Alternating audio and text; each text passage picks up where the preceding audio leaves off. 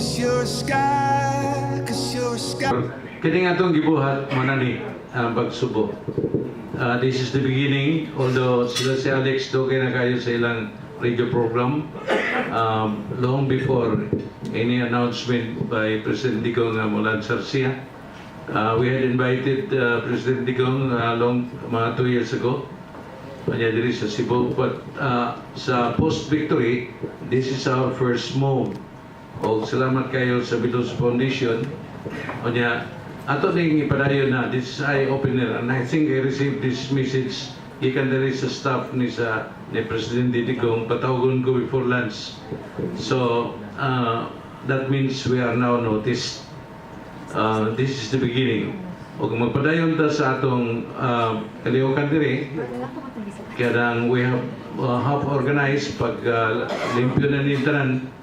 O niya ang importante nga ang unang buto diha sa Sugbo, Manukan. So salamat kayo, Senator Nini.